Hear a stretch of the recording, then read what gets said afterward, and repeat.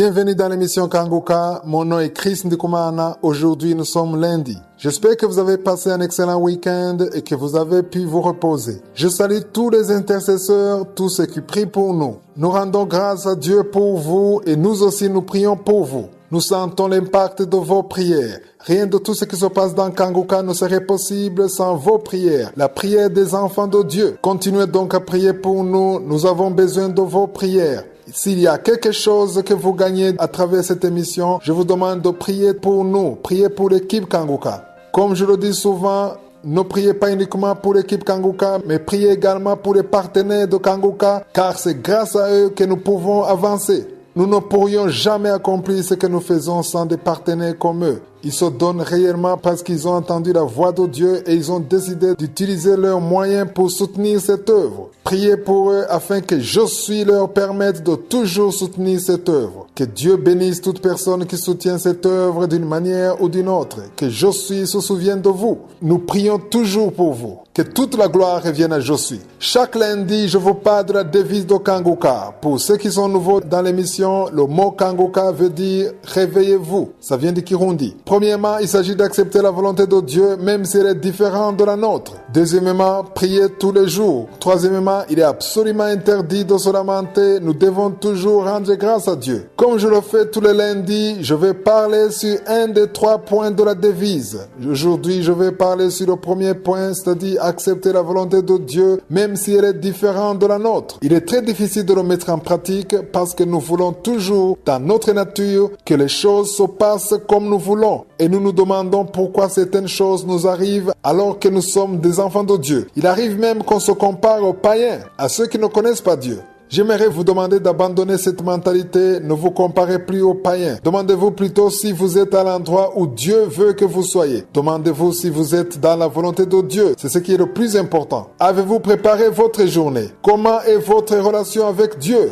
Il y a des choses qui se passeront comme vous ne voulez pas, mais puisque vous savez que Dieu est de votre côté, puisque vous savez que c'est cela la volonté de Dieu, alors vous l'accepterez. Une personne réveillée apprend à accepter la volonté de Dieu, même si les choses ne se passent pas comme elle veut, et surtout lorsque Dieu le mène dans un endroit qui ne lui plaît pas du tout, qui ne lui est pas confortable. En tant qu'humains, nous aimons le confort, mais il y a des situations inconfortables que nous pouvons traverser alors que Dieu est au courant, et surtout que c'est Dieu lui-même qui le permet. Je vous donne un exemple. Lisez dans Matthieu 26, versets 50 à 53. C'est l'histoire du moment où on est venu crucifier Jésus. Pierre a protesté, il était contre. Il a même coupé l'oreille de l'un de ceux qui étaient venus prendre Jésus. En d'autres mots, Pierre ne voulait pas accepter la volonté de Dieu parce qu'elle était différente de la sienne. Mais Jésus l'avait déjà acceptée parce qu'il savait qu'il était venu sur la terre pour être crucifié. S'ils sont venus le chercher pour le crucifier, c'était conforme à la volonté de Dieu, même si ça faisait mal. C'était pas du tout bon, mais Jésus a accepté la volonté de Dieu, même s'il savait qu'il allait souffrir. Vous êtes peut-être dans une volonté de Dieu qui ne vous plaît pas du tout, une volonté de Dieu qui ne plaît pas à votre chair, mais qui plaît à je suis. C'est une situation qui ne va pas durer. Jésus lui-même a souffert, mais c'était pour un court moment car il est ressuscité le 3e jour. Aujourd'hui, il est au ciel à la droite du Père. J'aimerais vous dire que la situation dans laquelle vous êtes, même si elle est difficile, elle ne va pas durer longtemps. Ne cherchez pas à la fuir si c'est la volonté de Dieu. Acceptez de rester dans cette volonté de Dieu. Il y a une raison pour laquelle Dieu vous a laissé dans une telle situation. Quand Pierre a tranché l'oreille de l'un des soldats, au verset 52, nous voyons que Jésus lui a dit « Remets ton épée à sa place, car tous ceux qui prendront l'épée périront par l'épée. » Au verset 53, il dit « Penses-tu que je ne puisse pas invoquer mon Père, qui me donnerait à l'instant plus de 12 légions d'anges ?» Peu importe la situation que vous traversez, apprenez à accepter la volonté de Dieu, même si cela ne vous fait pas plaisir. L'essentiel, c'est que cela plaît à je suis. Peut-être que ça ne vous plaît pas, mais l'essentiel est que je suis soit satisfait. Le plus important, c'est de savoir que cette situation est la volonté de Dieu. Si vous êtes en bon terme avec Dieu, si vous priez régulièrement et que vous préparez votre journée, tout ce qui va se passer, même si cela ne vous plaît pas, vous devez accepter la volonté de Dieu car il y a un chemin que Dieu veut vous faire emprunter. Vous ne resterez pas là, mais lorsque vous sortirez de là, vous rendrez grâce à Dieu car vous verrez les fruits de cette épreuve. Acceptons la volonté de Dieu comme Jésus a accepté d'être crucifié alors que son Père avait le pouvoir de le secourir. Peut-être que Dieu vous a laissé dans cette situation pour une bonne raison. Restez dans la prière, ne commettez pas de péché, continuez à rendre grâce à Dieu et dites à Dieu que vous acceptez de marcher selon sa volonté. À étudier le livre de la Genèse. Il y a beaucoup de choses que vous avez pu apprendre. Je vous ai déjà dit qu'après chaque enseignement comme celui que nous venons de terminer, nous passerons directement sur un autre livre de la Bible. Nous allons toujours alterner entre un enseignement sur la parole de Dieu et l'étude biblique comme celui que nous avons déjà vu sur le livre de la Genèse. Comme je vous l'avais déjà dit, nous allons commencer l'étude biblique du premier livre du Nouveau Testament, le livre de Matthieu. Je vous demande d'avoir un carnet et de noter tous les versets. J'aimerais qu'après cette étude, tous ceux qui m'écoutent auront terminé de lire tout le livre de Matthieu. Nous allons passer 2 mois sur le livre de Matthieu. Après cette étude, nous aurons un autre enseignement comme celui que nous avons terminé la semaine passée. Il est donc important que durant la deuxième partie de l'émission, vous ayez un carnet de notes. Je cite certains versets bibliques et c'est bien de les noter. On ne va pas lire tous les versets bibliques. Il est très important d'apprendre la parole de Dieu car la parole de Dieu, c'est la vie.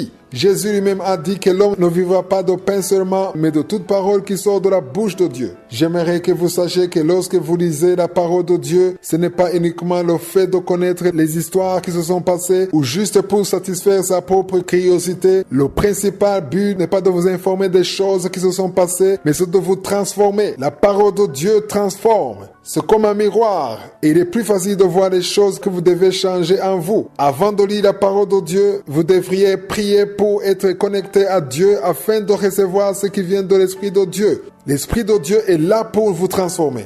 Nous avons tous besoin d'être transformés. Pour commencer cette étude biblique sur le livre de Matthieu, je vous invite à lire le premier et le deuxième chapitre ainsi que le troisième chapitre. Si vous pouvez le faire, allez-y car c'est là où il sera plus facile pour vous de comprendre ce que je suis en train de dire. Je vais procéder comme je l'ai fait pour le livre de la Genèse. Je ne vais pas tout lire, mais je vais juste dire ce que nous devons retenir à partir des versets que nous aurons lus. Ce que j'aimerais vous dire pour commencer, c'est que le livre de Matthieu est plus facile à comprendre par rapport au livre de la Genèse. L'ancienne alliance est l'ombre de la nouvelle alliance. Cela veut dire que pour pouvoir comprendre le livre de la Genèse, nous étions obligés de trouver l'équivalence par rapport à la vie que nous menons actuellement. Le livre de Matthieu est très différent. C'est un livre qui se situe dans la transition entre l'Ancien et le Nouveau Testament. Nous disons souvent que le livre de Matthieu est un livre du Nouveau Testament. C'est ce que la plupart pensent. Mais j'aimerais informer ceux qui ne le savaient pas encore que le livre de Matthieu et même celui de Luc, Marc et Jean ne sont pas des livres de la Nouvelle Alliance.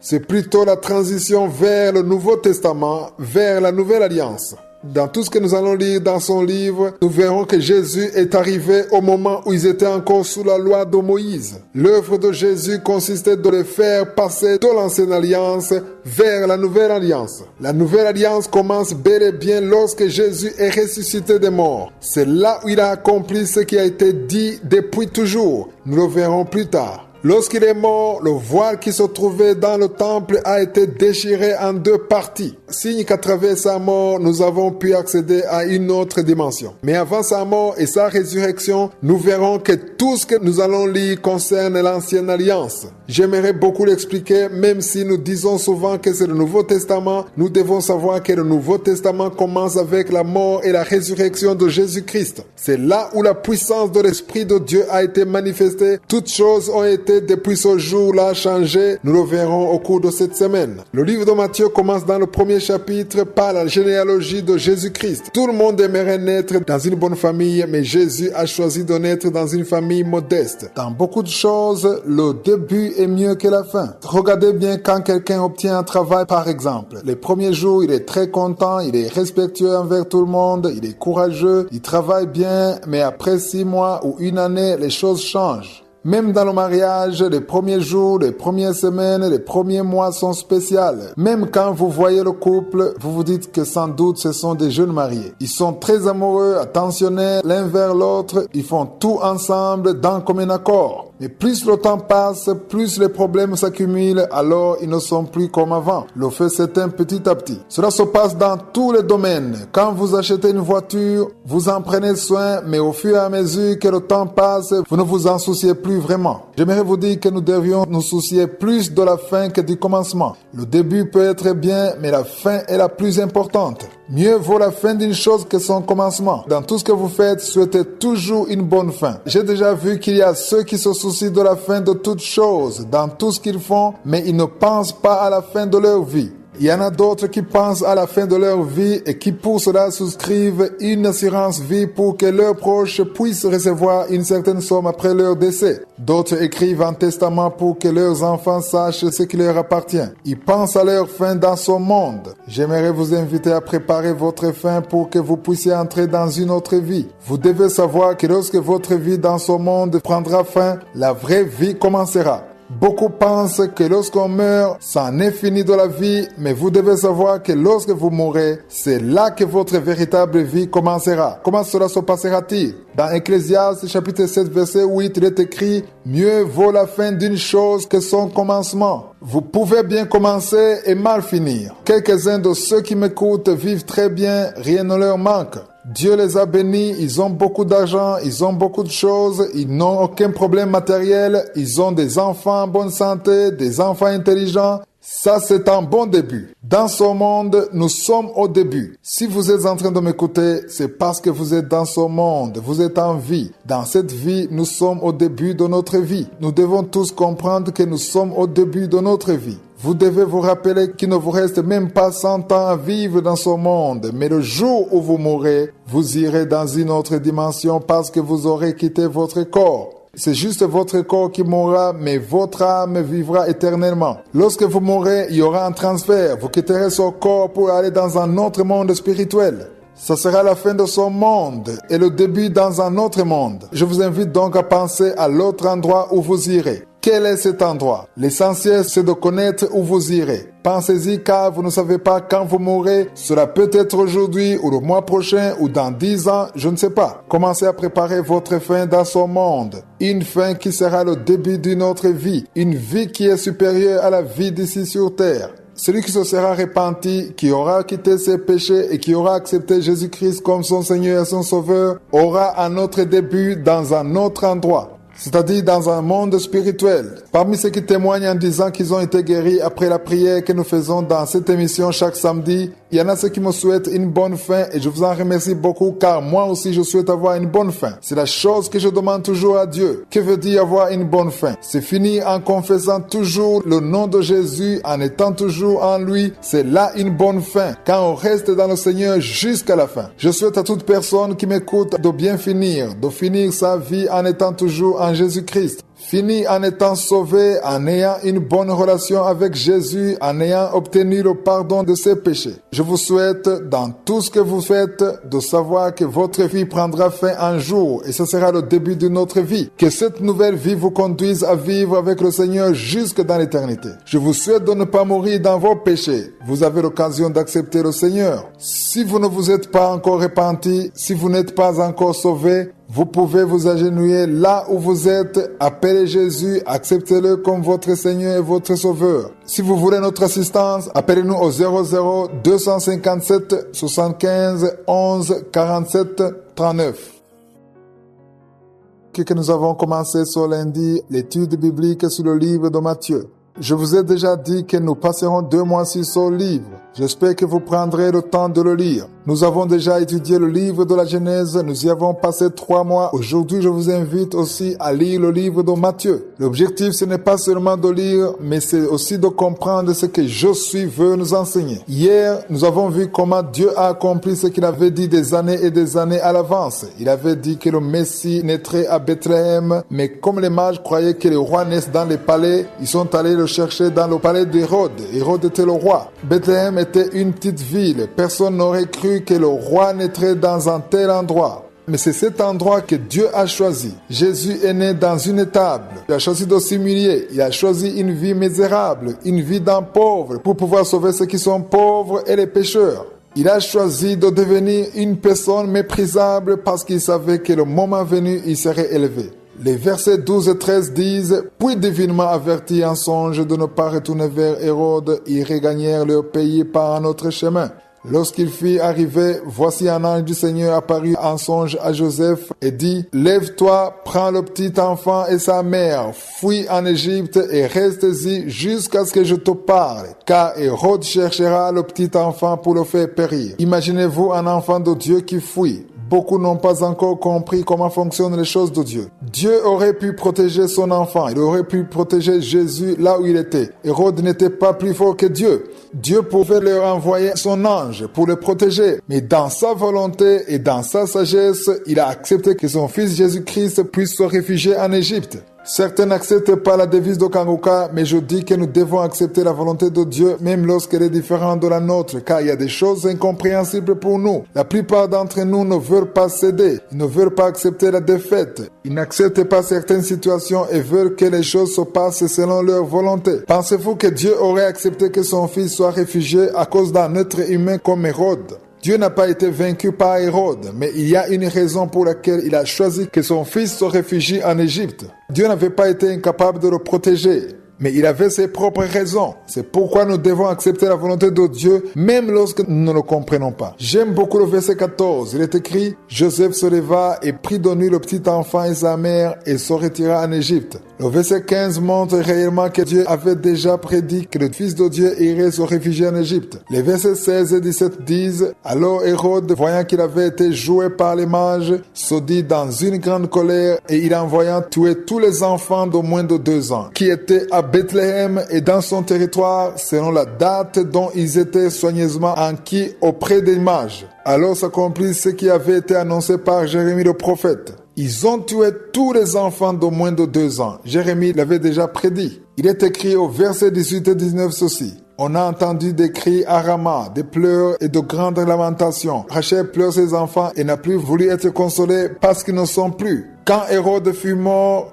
voici un ange du Seigneur apparu en songe à Joseph en Égypte. Par là, nous comprenons que nous devons toujours écouter la voix de Dieu. Parfois, Dieu nous avertit lors d'un danger et après le danger, nous devons toujours être conduits par l'Esprit de Dieu tout en acceptant la volonté de Dieu. Vous avez longtemps prié, mais au lieu que la situation change et devienne pire. Vous voulez vous marier, mais au lieu d'avoir le fiancé que vous attendez, les années s'envolent et personne ne vous a demandé jusque-là un mariage. Il y a une personne qui m'écoute en ce moment qui a attendu un enfant en vain. J'aimerais vous dire à vous tous qui êtes découragés que j'ai une parole pour vous, une parole que je suis à préparer pour vous. Il veut vous donner la force. La parole de Dieu dit que Dieu donne la force. Considérez que cette parole est la vôtre. Si vous êtes au point où vous ne pouvez plus prier, tellement vous êtes découragé, je suis à envoyer son Esprit Saint pour qu'il vous rappelle qu'il est le seul à donner la foi à ceux qui sont découragés. N'abandonnez pas, le diable vous trompe. J'aimerais vous dire qu'au moment où vous ne pouvez plus vous lever pour prier, au moment où vous dormez, au moment où vous avez décidé d'abandonner, les démons sont dans une fête à cause de vous.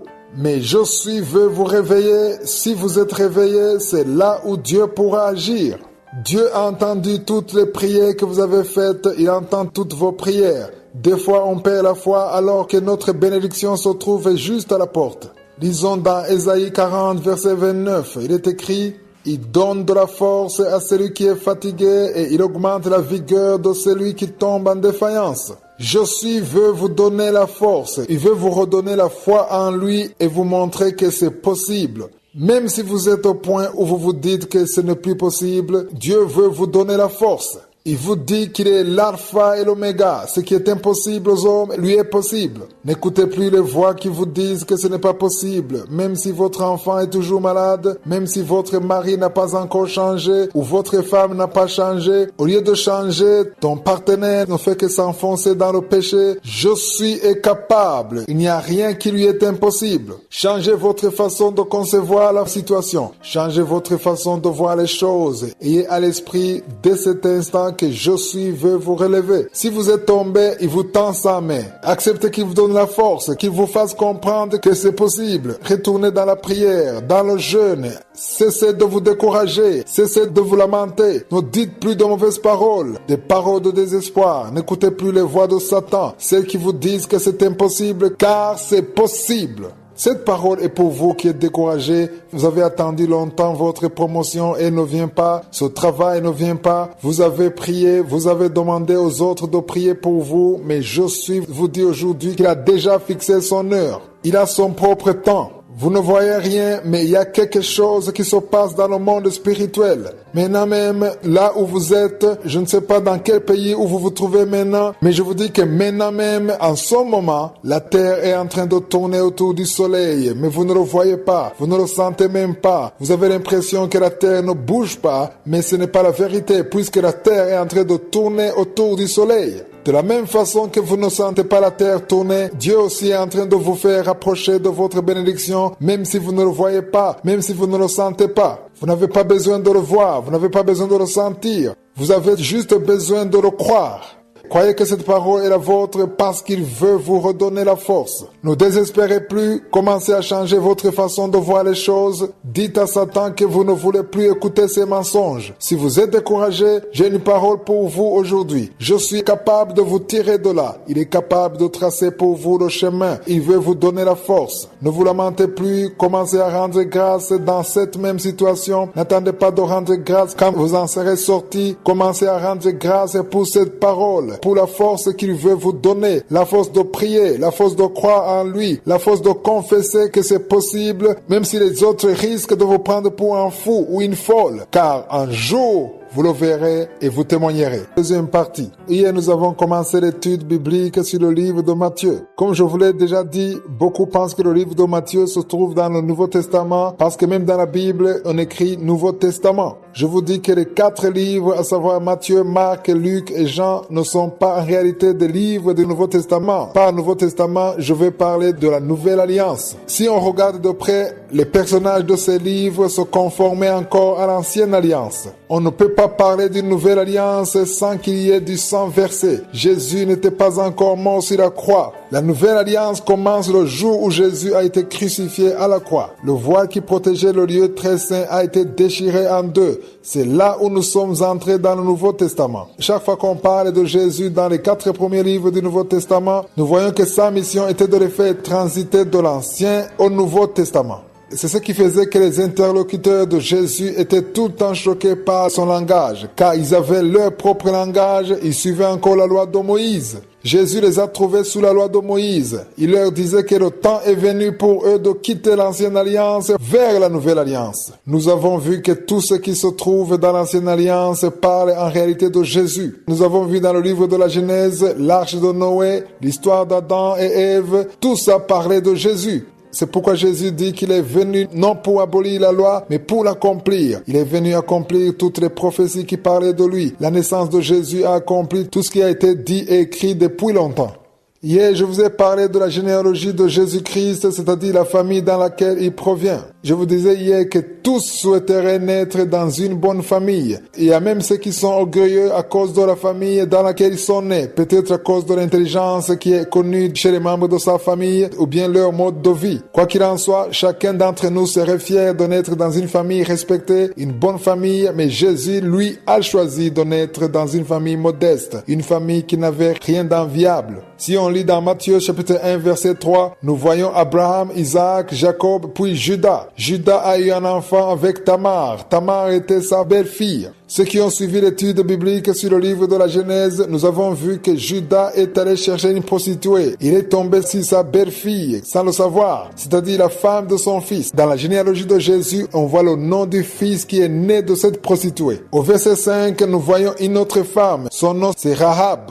Certains d'entre vous connaissent déjà Rahab qui était une prostituée. Elle a engendré Boaz, puis Obed. C'est dans cette généalogie que Jésus est passé pour venir au monde. Au verset 6, nous voyons Obed qui a engendré Isaïe, puis Isaïe a engendré David. David a engendré Salomon. Nous voyons que Salomon est né après un meurtre et un adultère. David a désiré la femme d'Uri, il a tué Uri et a pris sa femme. C'est dans cette famille que Jésus a choisi pour venir au monde. Pourquoi a-t-il choisi de naître dans une telle famille? Parce qu'il a voulu être humble, il n'a pas cherché à impressionner le monde, il n'a pas choisi une famille impressionnante, mais il a choisi une famille qui n'est pas enviable. Il est alors facile de se lamenter, de se plaindre, de se poser plein de questions. J'aimerais vous dire que l'une des choses qui vous aidera sûrement à ne pas vous lamenter, c'est de préparer tous les jours votre journée dans la prière. Préparez-vous toujours à accepter la volonté de Dieu, à accepter ce que Dieu veut faire dans votre vie. Aujourd'hui, j'aimerais vous donner 2 phrases que vous devez absolument éviter de dire. Premièrement, il faut éviter de demander à Dieu ce que vous lui avez fait. Ne dites pas à Dieu, qu'est-ce que je vous ai fait pour mériter ça? Il ne faut jamais poser cette question à Dieu. Si vous le faites, il faut vous repentir. Deuxièmement, il faut éviter de demander à Dieu pourquoi ce qui vous arrive n'arrive qu'à vous. Pourquoi cela n'arrive pas aux autres, mais seulement à vous. Si cela vous est arrivé, il faut vous repentir. Dieu n'a pas besoin d'être en jugement avec vous. Vous n'avez pas besoin de lui poser des questions. Dieu est Dieu, il est souverain. Il ne doit pas s'expliquer. Cela veut dire qu'il fait ce qu'il veut comme il le veut. Il ne se justifie jamais concernant ses actes. Vous devez toujours vous humilier devant lui. Au lieu de vous lamenter, vous devez plutôt rendre grâce en toutes choses. Aujourd'hui, j'aimerais qu'on lise dans Romains 8, verset 28. Il est écrit, « Nous savons du reste que toutes choses concourent bien de ceux qui aiment Dieu, de ceux qui sont appelés selon son dessein. Que cela vous plaise ou non, c'est pour votre intérêt que ces choses arrivent. J'ai passé plusieurs années à demander à Dieu pourquoi telle ou telle chose m'arrivait. Lorsque vous demandez à Dieu pourquoi les choses se passent de la façon dont elles se passent, c'est comme si vous lui dites que les choses devraient plutôt se passer de telle ou de telle manière. Cessez de corriger Dieu. Moi-même, je l'ai fait plusieurs années et je me suis repenti. Ce qui fait que vous êtes souvent frustré, stressé, angoissé, c'est parce que vous n'acceptez pas que la situation soit comme elle est. Vous devez toujours vous préparer avant d'affronter une situation. Priez toujours le matin avant de sortir de chez vous. Si vous êtes en train de m'écouter tôt le matin, vous devez confier toute votre journée à Dieu. Allez devant Dieu et dites-lui que vous n'allez pas lui demander pourquoi les choses se sont passées comme elles se sont passées. Priez pour que tout ce qui se passe soit conforme à la volonté de Dieu et surtout que ça concourt à votre bien. Cessons de demander à Dieu pourquoi il a fait telle ou telle chose dans notre vie. Cessons de demander à Dieu de s'expliquer devant nous, mais montrons plutôt à Dieu que même si nous ne comprenons pas ce qui se passe, nous lui rendons grâce en tout. Apprenons à rendre grâce à Dieu en toutes choses. Acceptons la volonté de Dieu et cessons de nous lamenter. Arrêtez de prononcer de mauvaises paroles, car à chaque fois que vous dites de mauvaises paroles, vous bloquez les bénédictions de Dieu et vous donnez la force à Satan. Il va se servir de vos paroles contre vous. Changez votre façon de parler. Ne demandez plus de compte à Dieu, mais rendez-lui plutôt grâce que vous le compreniez ou pas.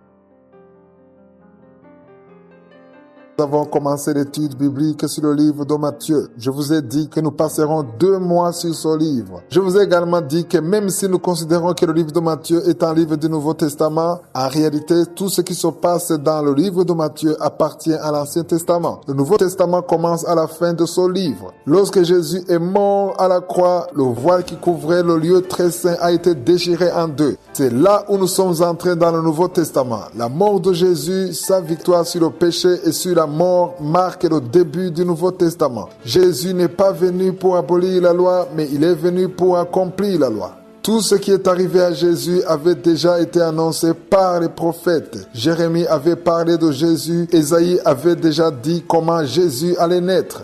Vous avez déjà entendu que pour que les mages aillent à Bethléem, ils ont dû d'abord consulter les Écritures. Vendredi passé, nous avons lu le chapitre 2 au verset 23 où il est écrit « Et vint demeurer dans une ville appelée Nazareth afin que s'accomplisse ce qui avait été annoncé par les prophètes. Il sera appelé Nazaréen. » Lorsque vous vous appliquez à suivre la voie que Dieu trace pour vous, je vous assure qu'il vous protégera. Beaucoup rencontrent des difficultés parce qu'ils n'écoutent pas ce que Dieu dit. Il peut arriver que Dieu vous dise de partir parce que vous êtes en danger. Il y a ceux qui ne le comprennent pas et qui préfèrent dire qu'ils croient. Quand Dieu vous dit de fuir, il veut que vous le fassiez. Il faut fuir, si c'est lui qui vous le dit. Si Joseph avait refusé de partir, il aurait fait échouer le plan de Dieu. C'est pourquoi nous devons apprendre à obéir à Dieu. Acceptons la volonté de Dieu, même lorsqu'elle est différente de la nôtre, même lorsque nous ne le comprenons pas, car nous n'avons pas besoin de le comprendre pour agir. Nous avons juste besoin de vivre selon la volonté de Dieu et marcher selon son plan.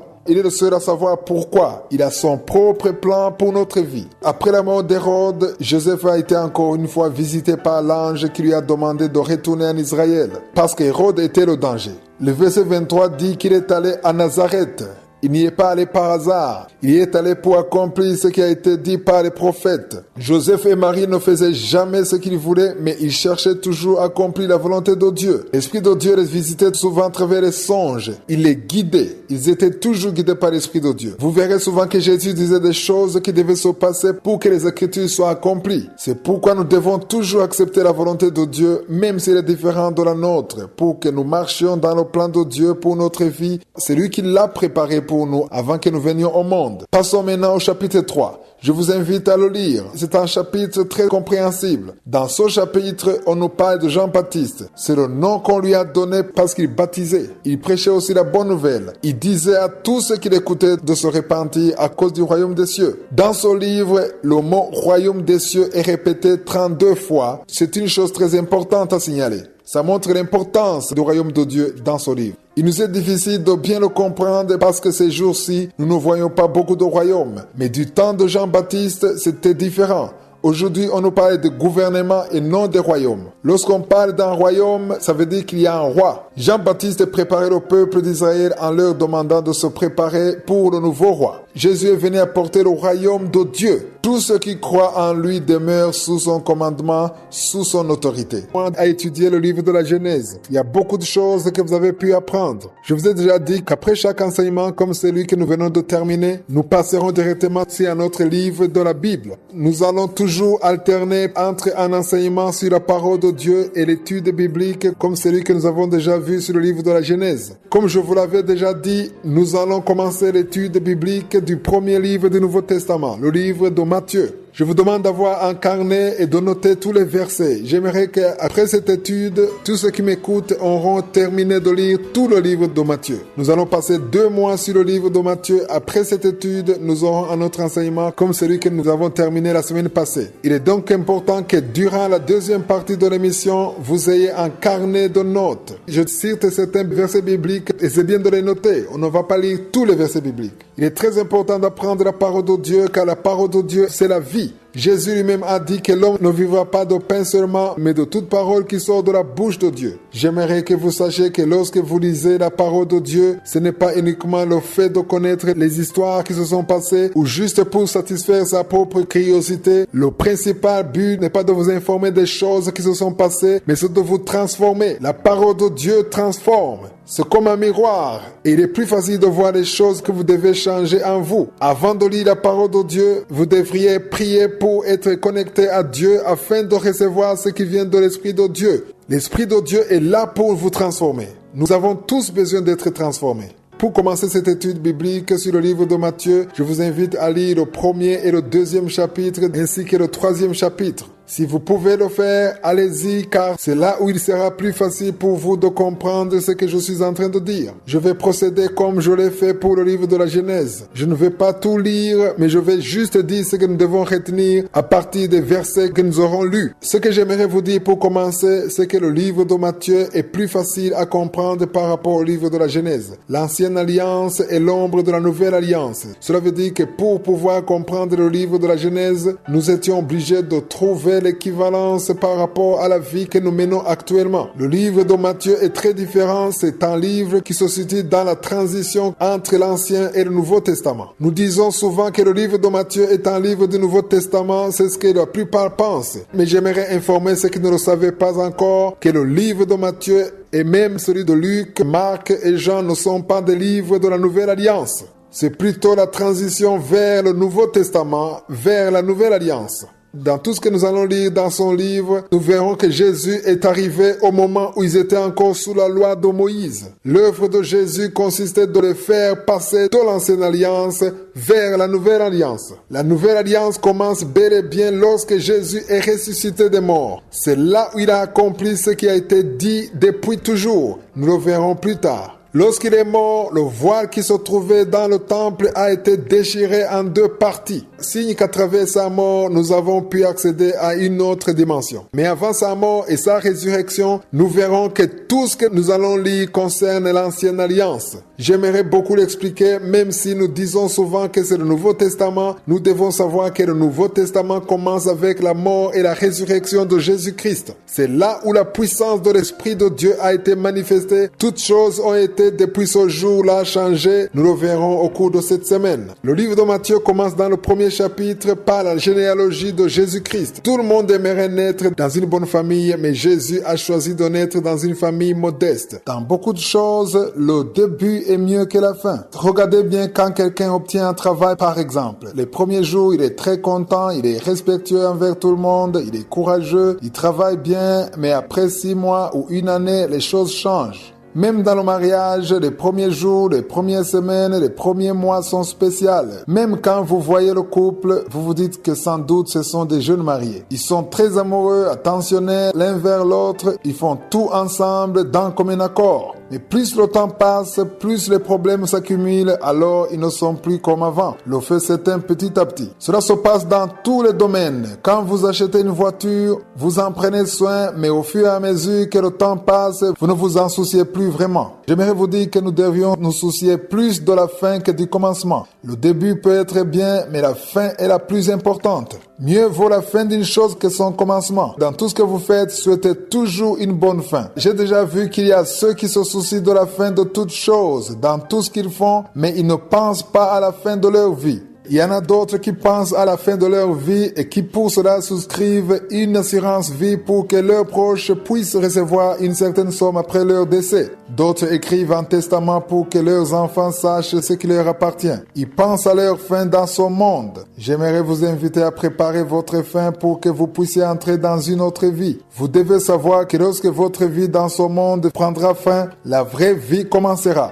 Beaucoup pensent que lorsqu'on meurt, c'en est fini de la vie, mais vous devez savoir que lorsque vous mourrez, c'est là que votre véritable vie commencera. Comment cela se passera-t-il? Dans Ecclésiaste chapitre 7 verset 8, il est écrit « Mieux vaut la fin d'une chose que son commencement ». Vous pouvez bien commencer et mal finir. Quelques-uns de ceux qui m'écoutent vivent très bien, rien ne leur manque. Dieu les a bénis, ils ont beaucoup d'argent, ils ont beaucoup de choses, ils n'ont aucun problème matériel, ils ont des enfants en bonne santé, des enfants intelligents. Ça, c'est un bon début. Dans ce monde, nous sommes au début. Si vous êtes en train de m'écouter, c'est parce que vous êtes dans ce monde, vous êtes en vie. Dans cette vie, nous sommes au début de notre vie. Nous devons tous comprendre que nous sommes au début de notre vie. Vous devez vous rappeler qu'il ne vous reste même pas 100 ans à vivre dans ce monde, mais le jour où vous mourrez, vous irez dans une autre dimension parce que vous aurez quitté votre corps. C'est juste votre corps qui mourra, mais votre âme vivra éternellement. Lorsque vous mourrez, il y aura un transfert. Vous quitterez ce corps pour aller dans un autre monde spirituel.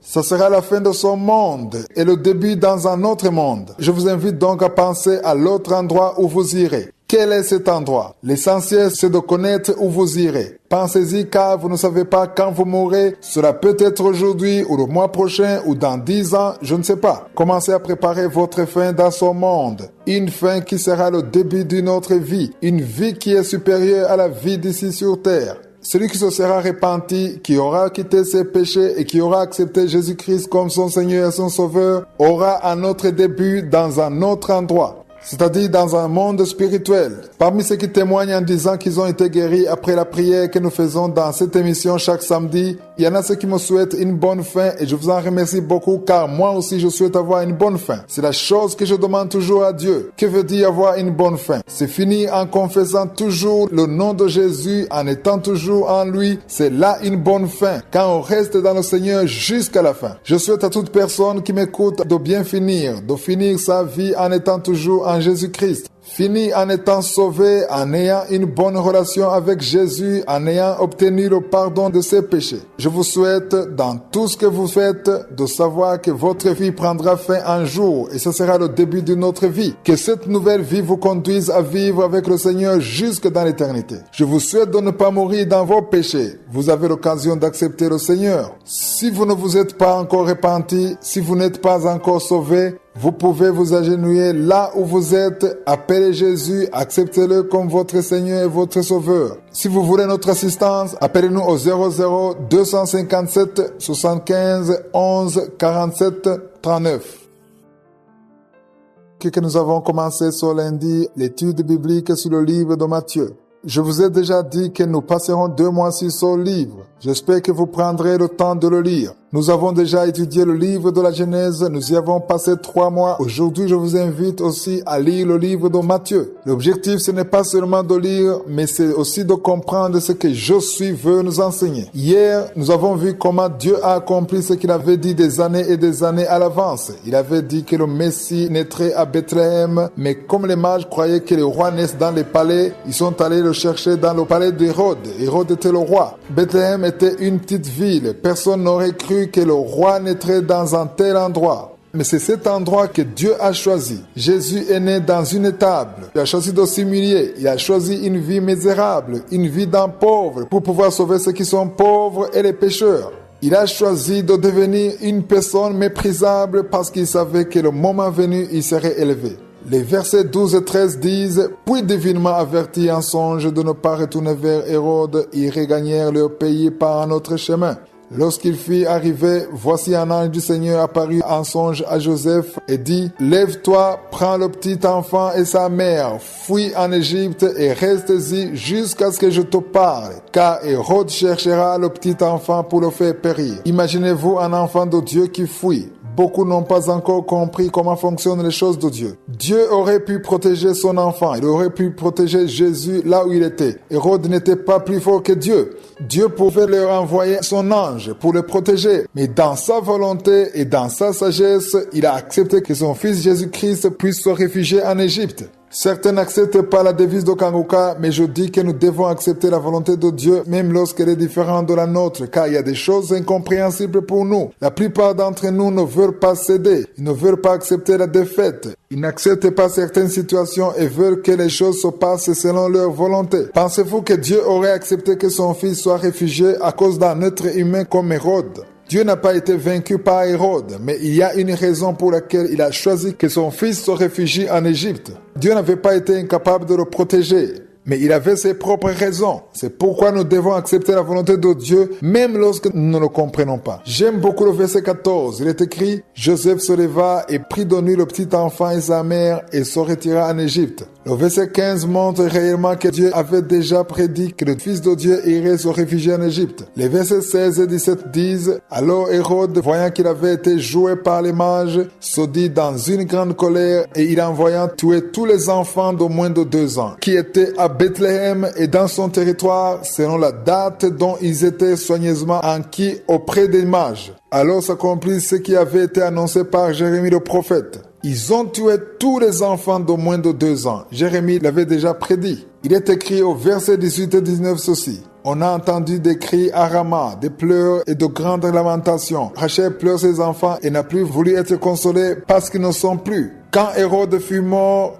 voici un ange du Seigneur apparu en songe à Joseph en Égypte. Par là, nous comprenons que nous devons toujours écouter la voix de Dieu. Parfois, Dieu nous avertit lors d'un danger et après le danger, nous devons toujours être conduits par l'Esprit de Dieu tout en acceptant la volonté de Dieu.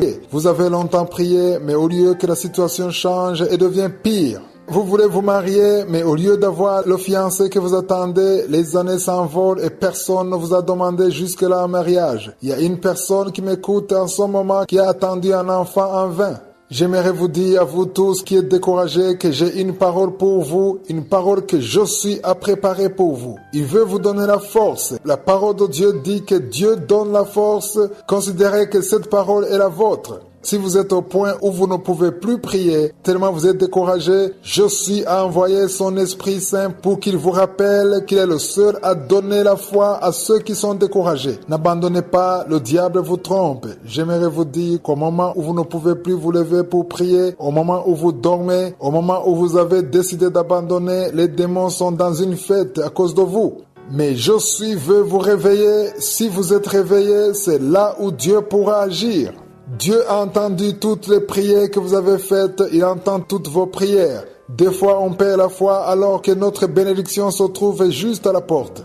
Lisons dans Ésaïe 40, verset 29. Il est écrit: il donne de la force à celui qui est fatigué et il augmente la vigueur de celui qui tombe en défaillance. Jésus veut vous donner la force. Il veut vous redonner la foi en lui et vous montrer que c'est possible. Même si vous êtes au point où vous vous dites que ce n'est plus possible, Dieu veut vous donner la force.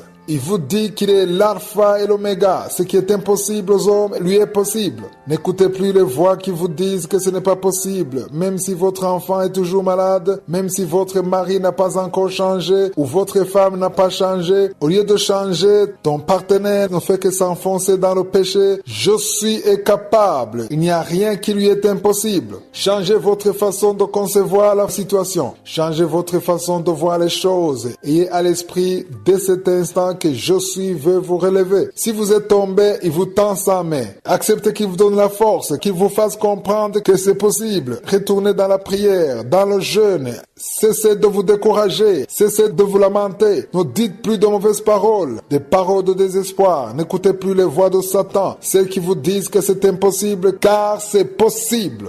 Cette parole est pour vous qui êtes découragés. Vous avez attendu longtemps votre promotion et elle ne vient pas. Ce travail ne vient pas. Vous avez prié, vous avez demandé aux autres de prier pour vous. Mais Jésus vous dit aujourd'hui qu'il a déjà fixé son heure. Il a son propre temps. Vous ne voyez rien, mais il y a quelque chose qui se passe dans le monde spirituel. Maintenant même, là où vous êtes, je ne sais pas dans quel pays où vous vous trouvez maintenant, mais je vous dis que maintenant même, en ce moment, la terre est en train de tourner autour du soleil, mais vous ne le voyez pas, vous ne le sentez même pas. Vous avez l'impression que la terre ne bouge pas, mais ce n'est pas la vérité, puisque la terre est en train de tourner autour du soleil. De la même façon que vous ne sentez pas la terre tourner, Dieu aussi est en train de vous faire rapprocher de votre bénédiction, même si vous ne le voyez pas, même si vous ne le sentez pas. Vous n'avez pas besoin de le voir, vous n'avez pas besoin de le sentir. Vous avez juste besoin de le croire. Croyez que cette parole est la vôtre parce qu'il veut vous redonner la force. Ne désespérez plus, commencez à changer votre façon de voir les choses. Dites à Satan que vous ne voulez plus écouter ses mensonges. Si vous êtes découragé, j'ai une parole pour vous aujourd'hui. Je suis capable de vous tirer de là. Il est capable de tracer pour vous le chemin. Il veut vous donner la force. Ne vous lamentez plus, commencez à rendre grâce dans cette même situation. N'attendez pas de rendre grâce quand vous en serez sortis. Commencez à rendre grâce pour cette parole, pour la force qu'il veut vous donner, la force de prier, la force de croire en lui, la force de confesser que c'est possible, même si les autres risquent de vous prendre pour un fou ou une folle, car un jour, vous le verrez et vous témoignerez. Deuxième partie. Hier, nous avons commencé l'étude biblique sur le livre de Matthieu. Comme je vous l'ai déjà dit, beaucoup pensent que le livre de Matthieu se trouve dans le Nouveau Testament parce que même dans la Bible, on écrit Nouveau Testament. Je vous dis que les 4 livres, à savoir Matthieu, Marc, Luc et Jean, ne sont pas en réalité des livres du Nouveau Testament. Par Nouveau Testament, je vais parler de la Nouvelle Alliance. Si on regarde de près, les personnages de ces livres se conformaient encore à l'Ancienne Alliance. On ne peut pas parler d'une Nouvelle Alliance sans qu'il y ait du sang versé. Jésus n'était pas encore mort sur la croix. La Nouvelle Alliance commence le jour où Jésus a été crucifié à la croix. Le voile qui protégeait le lieu très saint a été déchiré en deux. C'est là où nous sommes entrés dans le Nouveau Testament. Chaque fois qu'on parle de Jésus dans les 4 premiers livres du Nouveau Testament, nous voyons que sa mission était de le faire transiter de l'Ancien au Nouveau Testament. C'est ce qui faisait que les interlocuteurs de Jésus étaient tout le temps choqués par son langage, car ils avaient leur propre langage, ils suivaient encore la loi de Moïse. Jésus les a trouvés sous la loi de Moïse. Il leur disait que le temps est venu pour eux de quitter l'ancienne alliance vers la nouvelle alliance. Nous avons vu que tout ce qui se trouve dans l'ancienne alliance parle en réalité de Jésus. Nous avons vu dans le livre de la Genèse, l'arche de Noé, l'histoire d'Adam et Ève, tout ça parlait de Jésus. C'est pourquoi Jésus dit qu'il est venu non pour abolir la loi, mais pour l'accomplir. Il est venu accomplir toutes les prophéties qui parlaient de lui. La naissance de Jésus a accompli tout ce qui a été dit et écrit depuis longtemps. Hier, je vous ai parlé de la généalogie de Jésus-Christ, c'est-à-dire la famille dans laquelle il provient. Je vous disais hier que tous souhaiteraient naître dans une bonne famille. Il y a même ceux qui sont orgueilleux à cause de la famille dans laquelle ils sont nés, peut-être à cause de l'intelligence qui est connue chez les membres de sa famille ou bien leur mode de vie. Quoi qu'il en soit, chacun d'entre nous serait fier de naître dans une famille respectée, une bonne famille, mais Jésus, lui, a choisi de naître dans une famille modeste, une famille qui n'avait rien d'enviable. Si on lit dans Matthieu chapitre 1 verset 3, nous voyons Abraham, Isaac, Jacob, puis Judas. Judas a eu un enfant avec Tamar. Tamar était sa belle-fille. Ceux qui ont suivi l'étude biblique sur le livre de la Genèse, nous avons vu que Judas est allé chercher une prostituée. Il est tombé sur sa belle-fille, sans le savoir, c'est-à-dire la femme de son fils. Dans la généalogie de Jésus, on voit le nom du fils qui est né de cette prostituée. Au verset 5, nous voyons une autre femme. Son nom, c'est Rahab. Certains d'entre vous connaissent déjà Rahab qui était une prostituée. Elle a engendré Boaz, puis Obed. C'est dans cette généalogie que Jésus est passé pour venir au monde. Au verset 6, nous voyons Obed qui a engendré Isaïe, puis Isaïe a engendré David. David a engendré Salomon. Nous voyons que Salomon est né après un meurtre et un adultère. David a désiré la femme d'Uri, il a tué Uri et a pris sa femme. C'est dans cette famille que Jésus a choisi pour venir au monde. Pourquoi a-t-il choisi de naître dans une telle famille? Parce qu'il a voulu être humble, il n'a pas cherché à impressionner le monde, il n'a pas choisi une famille impressionnante, mais il a choisi une famille qui n'est pas enviable. Il est alors facile de se lamenter, de se plaindre, de se poser plein de questions. J'aimerais vous dire que l'une des choses qui vous aidera sûrement à ne pas vous lamenter, c'est de préparer tous les jours votre journée dans la prière. Préparez-vous toujours à accepter la volonté de Dieu, à accepter ce que Dieu veut faire dans votre vie. Aujourd'hui, j'aimerais vous donner 2 phrases que vous devez absolument éviter de dire. Premièrement, il faut éviter de demander à Dieu ce que vous lui avez fait. Ne dites pas à Dieu, qu'est-ce que je vous ai fait pour mériter ça? Il faut jamais poser cette question à Dieu. Si vous le faites, il faut vous repentir. Deuxièmement, il faut éviter de demander à Dieu pourquoi ce qui vous arrive n'arrive qu'à vous. Pourquoi cela n'arrive pas aux autres, mais seulement à vous. Si cela vous est arrivé, il faut vous repentir. Dieu n'a pas besoin d'être en jugement avec vous. Vous n'avez pas besoin de lui poser des questions. Dieu est Dieu, il est souverain. Il ne doit pas s'expliquer. Cela veut dire qu'il fait ce qu'il veut comme il le veut. Il ne se justifie jamais concernant ses actes. Vous devez toujours vous humilier devant lui. Au lieu de vous lamenter, vous devez plutôt rendre grâce en toutes choses. Aujourd'hui, j'aimerais qu'on lise dans Romains 8, verset 28. Il est écrit, « Nous savons du reste que toutes choses concourent bien de ceux qui aiment Dieu, de ceux qui sont appelés selon son dessein. Que cela vous plaise ou non, c'est pour votre intérêt que ces choses arrivent. J'ai passé plusieurs années à demander à Dieu pourquoi telle ou telle chose m'arrivait. Lorsque vous demandez à Dieu pourquoi les choses se passent de la façon dont elles se passent,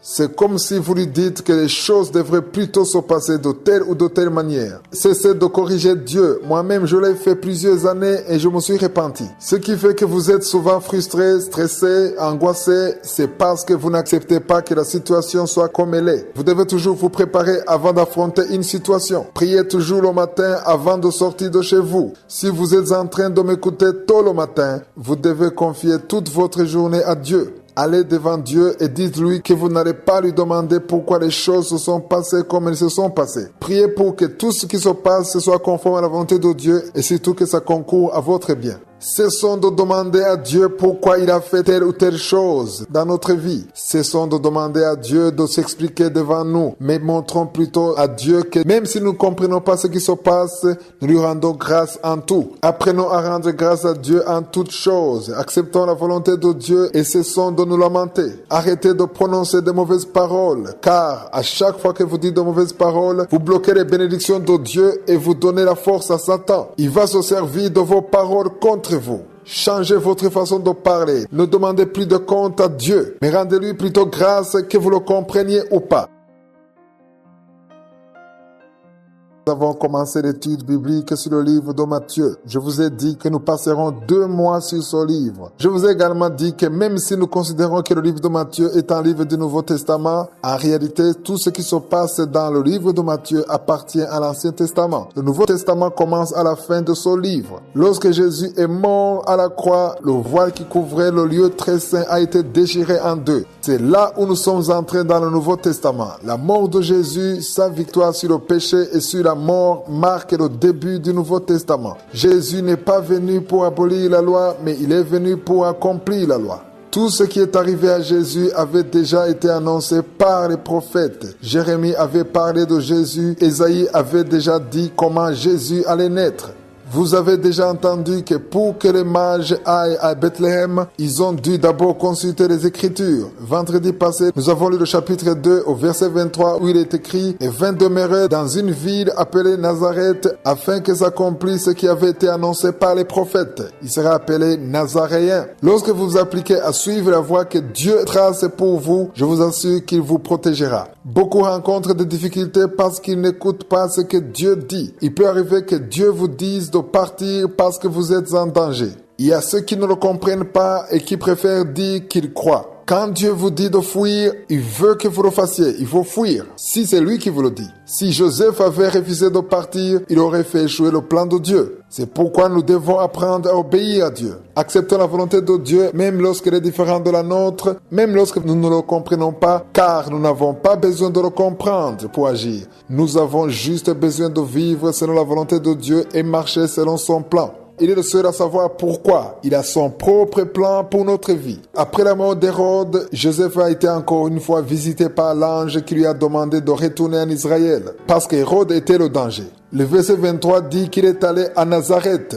Il n'y est pas allé par hasard. Il y est allé pour accomplir ce qui a été dit par les prophètes. Joseph et Marie ne faisaient jamais ce qu'ils voulaient, mais ils cherchaient toujours à accomplir la volonté de Dieu. L'Esprit de Dieu les visitait souvent à travers les songes. Il les guidait. Ils étaient toujours guidés par l'Esprit de Dieu. Vous verrez souvent que Jésus disait des choses qui devaient se passer pour que les Écritures soient accomplies. C'est pourquoi nous devons toujours accepter la volonté de Dieu, même si elle est différente de la nôtre, pour que nous marchions dans le plan de Dieu pour notre vie. C'est lui qui l'a préparé pour nous avant que nous venions au monde. Passons maintenant au chapitre 3. Je vous invite à le lire. C'est un chapitre très compréhensible. Dans ce chapitre, on nous parle de Jean-Baptiste. C'est le nom qu'on lui a donné parce qu'il baptisait. Il prêchait aussi la bonne nouvelle. Il disait à tous ceux qui l'écoutaient de se repentir à cause du royaume des cieux. Dans ce livre, le mot royaume des cieux est répété 32 fois. C'est une chose très importante à signaler. Ça montre l'importance du royaume de Dieu dans ce livre. Il nous est difficile de bien le comprendre parce que ces jours-ci, nous ne voyons pas beaucoup de royaumes. Mais du temps de Jean-Baptiste, c'était différent. Aujourd'hui, on nous parle de gouvernement et non de royaume. Lorsqu'on parle d'un royaume, ça veut dire qu'il y a un roi. Jean-Baptiste préparait le peuple d'Israël en leur demandant de se préparer pour le nouveau roi. Jésus est venu apporter le royaume de Dieu. Tous ceux qui croient en lui demeurent sous son commandement, sous son autorité. On a étudié le livre de la Genèse. Il y a beaucoup de choses que vous avez pu apprendre. Je vous ai déjà dit qu'après chaque enseignement comme celui que nous venons de terminer, nous passerons directement à notre livre de la Bible. Nous allons toujours alterner entre un enseignement sur la parole de Dieu et l'étude biblique comme celui que nous avons déjà vu sur le livre de la Genèse. Comme je vous l'avais déjà dit, nous allons commencer l'étude biblique du premier livre du Nouveau Testament, le livre de Matthieu. Je vous demande d'avoir un carnet et de noter tous les versets. J'aimerais qu'après cette étude, tous ceux qui m'écoutent auront terminé de lire tout le livre de Matthieu. Nous allons passer 2 mois sur le livre de Matthieu. Après cette étude, nous aurons un autre enseignement comme celui que nous avons terminé la semaine passée. Il est donc important que durant la deuxième partie de l'émission, vous ayez un carnet de notes. Je cite certains versets bibliques et c'est bien de les noter. On ne va pas lire tous les versets bibliques. Il est très important d'apprendre la parole de Dieu car la parole de Dieu, c'est la vie.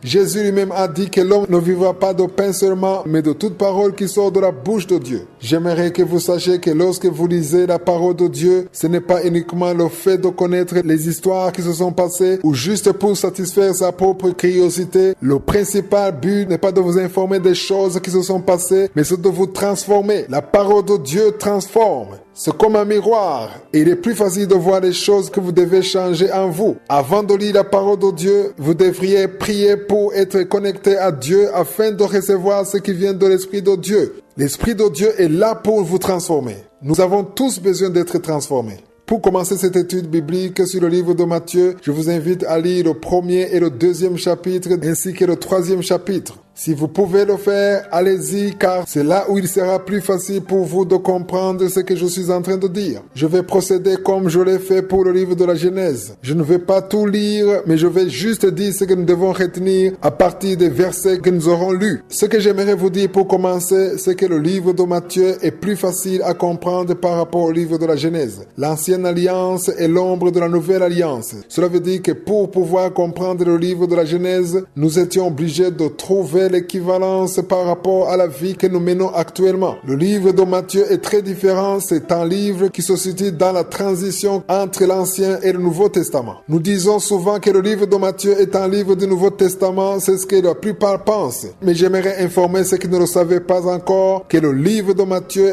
et même celui de Luc, Marc et Jean ne sont pas des livres de la Nouvelle Alliance. C'est plutôt la transition vers le Nouveau Testament, vers la Nouvelle Alliance. Dans tout ce que nous allons lire dans son livre, nous verrons que Jésus est arrivé au moment où ils étaient encore sous la loi de Moïse. L'œuvre de Jésus consistait de les faire passer de l'ancienne alliance vers la nouvelle alliance. La nouvelle alliance commence bel et bien lorsque Jésus est ressuscité des morts. C'est là où il a accompli ce qui a été dit depuis toujours. Nous le verrons plus tard. Lorsqu'il est mort, le voile qui se trouvait dans le temple a été déchiré en deux parties. Signe qu'à travers sa mort, nous avons pu accéder à une autre dimension. Mais avant sa mort et sa résurrection, nous verrons que tout ce que nous allons lire concerne l'ancienne alliance. J'aimerais beaucoup l'expliquer, même si nous disons souvent que c'est le Nouveau Testament, nous devons savoir que le Nouveau Testament commence avec la mort et la résurrection de Jésus-Christ. C'est là où la puissance de l'Esprit de Dieu a été manifestée. Toutes choses ont été depuis ce jour-là changées. Nous le verrons au cours de cette semaine. Le livre de Matthieu commence dans le premier chapitre par la généalogie de Jésus-Christ. Tout le monde aimerait naître dans une bonne famille, mais Jésus a choisi de naître dans une famille modeste. Dans beaucoup de choses, le début est mieux que la fin. Regardez bien quand quelqu'un obtient un travail, par exemple. Les premiers jours, il est très content, il est respectueux envers tout le monde, il est courageux, il travaille bien, mais après 6 mois ou une année, les choses changent.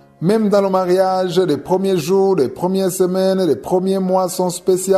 Même quand vous voyez le couple, vous vous dites que sans doute ce sont des jeunes mariés. Ils sont très amoureux, attentionnés l'un vers l'autre. Ils font tout ensemble d'un commun accord. Mais plus le temps passe, plus les problèmes s'accumulent, alors ils ne sont plus comme avant. Le feu s'éteint petit à petit. Cela se passe dans tous les domaines. Quand vous achetez une voiture, vous en prenez soin, mais au fur et à mesure que le temps passe, vous ne vous en souciez plus vraiment. J'aimerais vous dire que nous devions nous soucier plus de la fin que du commencement. Le début peut être bien, mais la fin est la plus importante. Mieux vaut la fin d'une chose que son commencement. Dans tout ce que vous faites, souhaitez toujours une bonne fin. J'ai déjà vu qu'il y a ceux qui se soucient de la fin de toutes choses, dans tout ce qu'ils font, mais ils ne pensent pas à la fin de leur vie.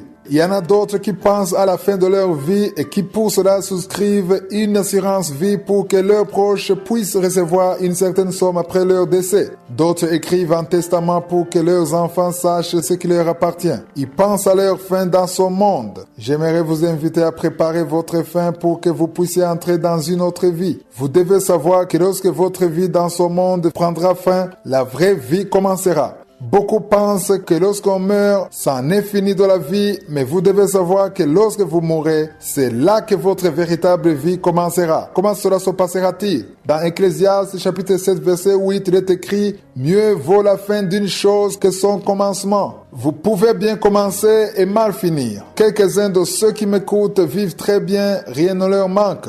Dieu les a bénis, ils ont beaucoup d'argent, ils ont beaucoup de choses, ils n'ont aucun problème matériel, ils ont des enfants en bonne santé, des enfants intelligents. Ça, c'est un bon début. Dans ce monde, nous sommes au début. Si vous êtes en train de m'écouter, c'est parce que vous êtes dans ce monde, vous êtes en vie. Dans cette vie, nous sommes au début de notre vie. Nous devons tous comprendre que nous sommes au début de notre vie. Vous devez vous rappeler qu'il ne vous reste même pas 100 ans à vivre dans ce monde, mais le jour où vous mourrez, vous irez dans une autre dimension parce que vous aurez quitté votre corps. C'est juste votre corps qui mourra, mais votre âme vivra éternellement. Lorsque vous mourrez, il y aura un transfert. Vous quitterez ce corps pour aller dans un autre monde spirituel. Ça sera la fin de ce monde et le début dans un autre monde. Je vous invite donc à penser à l'autre endroit où vous irez. Quel est cet endroit? L'essentiel, c'est de connaître où vous irez. Pensez-y car vous ne savez pas quand vous mourrez. Cela peut être aujourd'hui ou le mois prochain ou dans 10 ans, je ne sais pas. Commencez à préparer votre fin dans ce monde.